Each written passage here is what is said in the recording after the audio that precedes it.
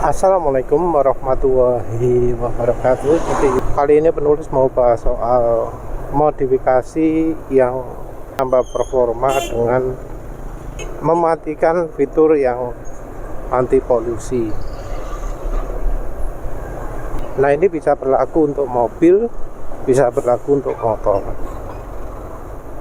Fitur-fitur yang mengurangi polusi itu memang ya salah satunya mengurangi efisiensi pembakaran, mengurangi efisiensi mesin. Mengurangi efisiensi itu kasarane mengurangi performa, membuat kendaraan lebih boros. Kasarane seperti itu. Yang penulis tahu ya, awal dimulainya pemasangan alat yang mengurangi polusi tapi mengurangi performa itu adalah dari standar knalpot. Terus kemudian muncul namanya gas recirculation, exhaust gas recirculation EGR. Muncul namanya apa ya, kalau yang uap oli itu ya, uap oli dimasukkan lagi ke filter udara. Oh ya jenenge istilahnya. Terus juga catalytic converter, ada diesel particulate filter. Kendaraan dengan fitur-fitur tersebut bakal mempunyai standar emisi gas buang yang baik. Cuma ironinya standar gas buang yang berlaku, yang diterapkan di Indonesia, tidak bisa menunjukkan kehebatan dari modif-modif itu. Jadi ya sayangnya begitu ya. Jadi kalau di Indonesia yang namanya emisi itu masih dihitung pakai satuan persen. Jadi kalau CO-nya sekian persen, kalau NOx-nya sekian persen, ada yang ngomong CO2 juga, tapi itu dalam satuan persen. Nah, kalau metode pengukuran polusinya seperti itu, maka kendaraan yang tanpa dilengkapi dengan fitur-fitur tersebut pun masih bisa lolos. Karena yang diukur cuma persen itu, bukan kuantitasnya, cuma rasio. Ya tentu ya, karena dari pabrikannya sudah mendesain sedemikian rupa sehingga kendaraan performanya bisa optimal dengan modifikasi yang mengurangi polusi. Nggak selalu menghilangkan alat yang demi polusi itu bisa meningkatkan performa. Jadi beberapa misalnya kayak EGR itu di bypass bukan untuk meningkatkan performa ya, tapi untuk mengurangi maintenance, mengurangi perawatan.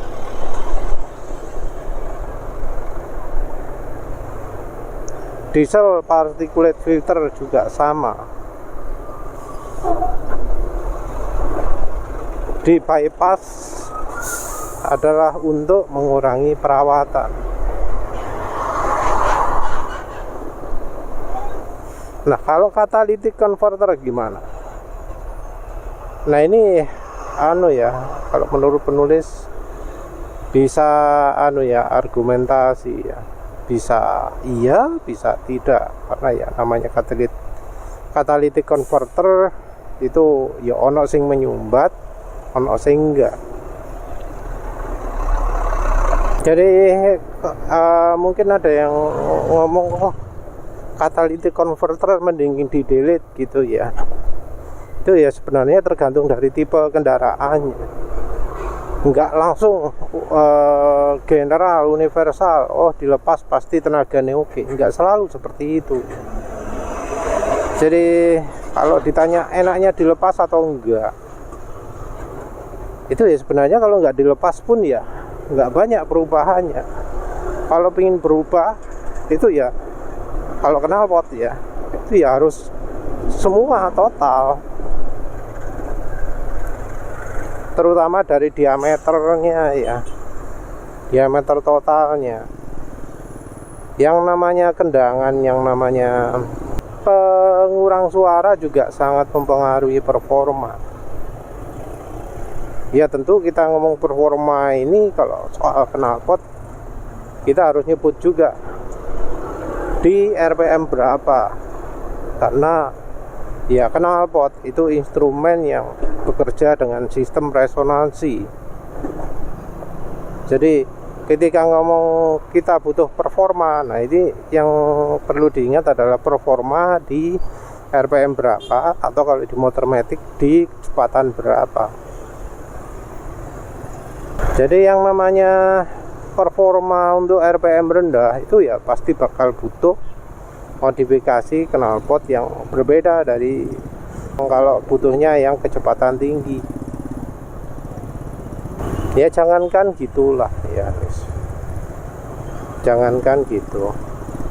Orang itu kan kalau menghilangkan catalytic converter biasanya ya langsung ganti knalpot kan. Ini berlaku ya di motor, kalau di mobil ya ganti downpipe.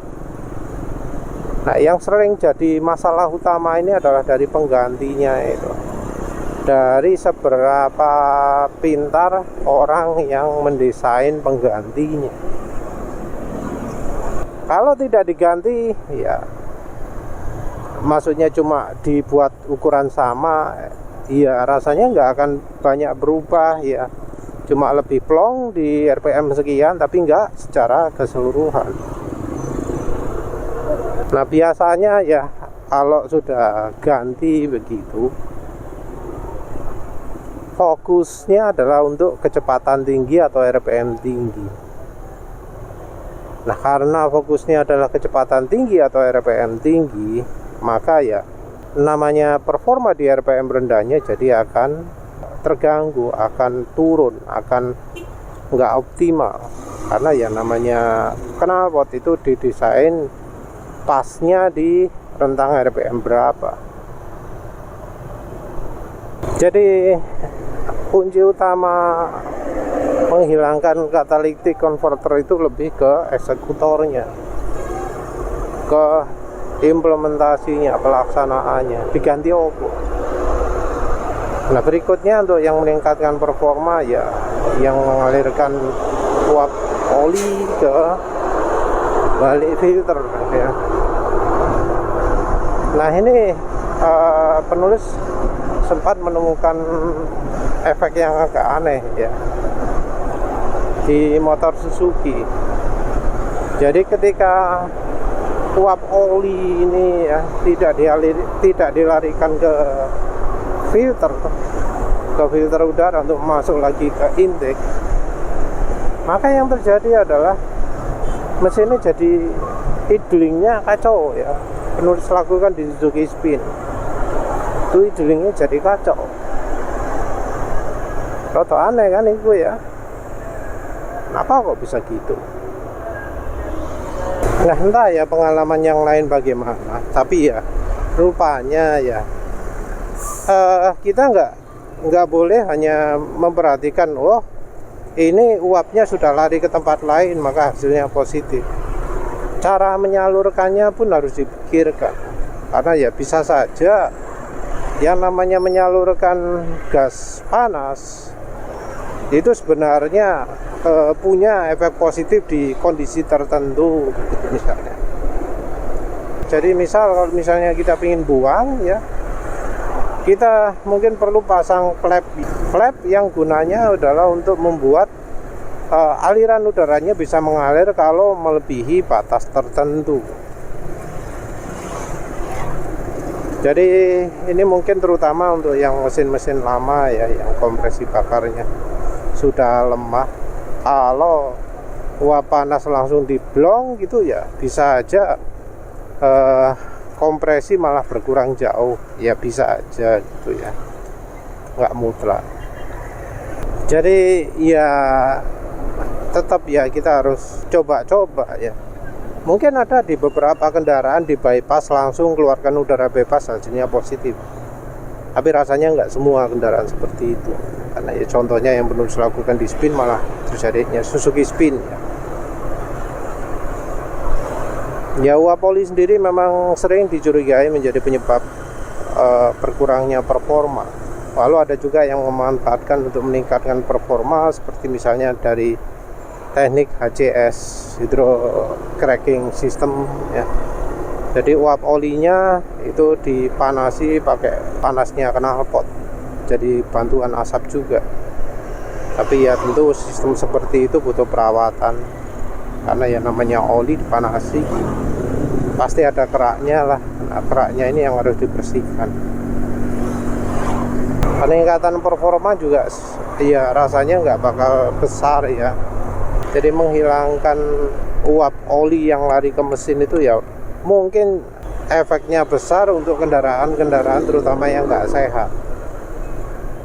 Jadi ketika uap oli itu jadi mengganggu pembakaran, jadi mengganggu AFR, di saat itulah uap oli jadi masalah. Nah, untuk tuning mesin balap sendiri, uap oli seringnya ya dibuang ya. Jadi yang membuat adanya sistem itu ya karena oli itu sebelumnya, di versi-versi sebelumnya itu langsung dibuang ke udara bebas. Jadi di kendaraan lama ya, penulis ingat ya, itu namanya uap oli itu dibuang ke udara bebas. Juga ya ada juga yang sebelumnya pakai tabung gitu ya, uap olinya ditampung pakai tabung, jadi tetap mempertahankan tekanan. Entah ya apakah kalau uap oli itu dibuntu hasilnya malah lebih baik.